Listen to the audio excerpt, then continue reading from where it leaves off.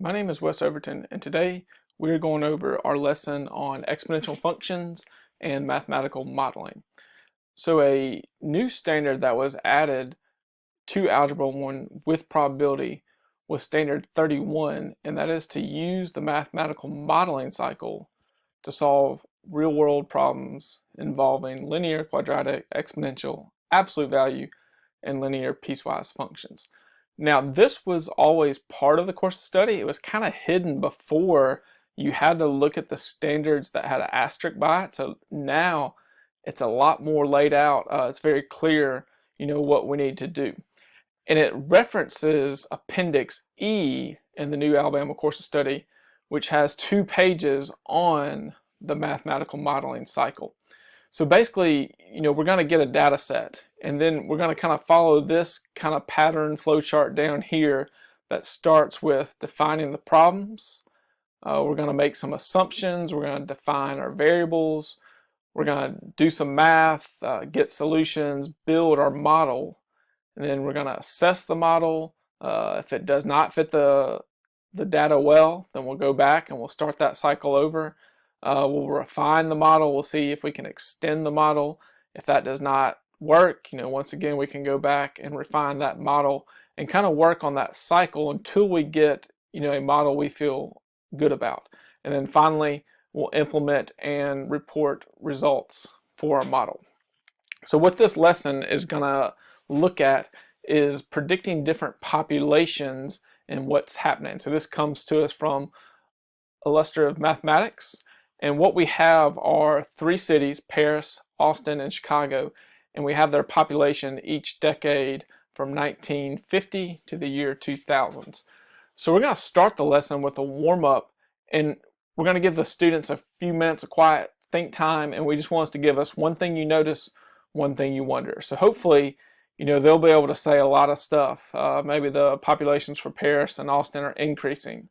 The population for Chicago increases and then decreases. The population is measured every 10 years. And then they'll start to ask questions about that. And all this, once we give them that about a minute of quiet think time, we can have group share, partner share, and then we could kind of compose a class list. And then after that, that takes us to activity 1. And what we're going to do is, write a few sentences describing how the population's changing. And they certainly want to work with groups on this one. And then we want to see what type of model. Could it be linear? Could it be exponential? Do both of them work? Do neither of them work for each city?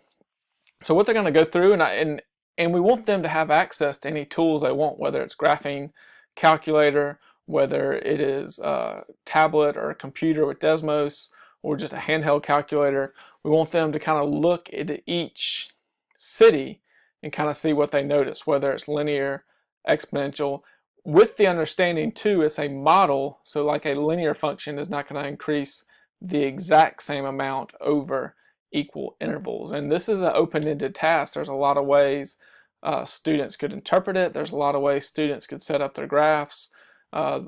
It changes how they define their variables. So, we want to make sure we're real clear in those parts, and that is important as part of the mathematical modeling cycle as well. And as they do that, they're going to have to graph the functions. There's questions that ask that hint on the mathematically modeling cycle. So as they do this, they are going to be completing aspects of the cycle. So they'll do that and they will report their results. And then there's a separate video on how to use technology to develop the model. So we'll show you how to have the graph and the data and how to model that with technology where you can get the population parameters. And the big idea here is we want students to understand, it's okay if they graph it and say, hey, this looks linear or this looks roughly exponential. And the big idea is we want them to interpret those parameters as part as the reporting results. And we want them to know that those models have limits. They're based off assumptions, and this model is not 100% accurate. But those are all really good conversations to have, as this is a great task for them to get kind of a feel for that mathematical modeling cycle. So that's kind of the introduction to the task, and then make sure you check out the video on how to use technology to build mathematical models as well.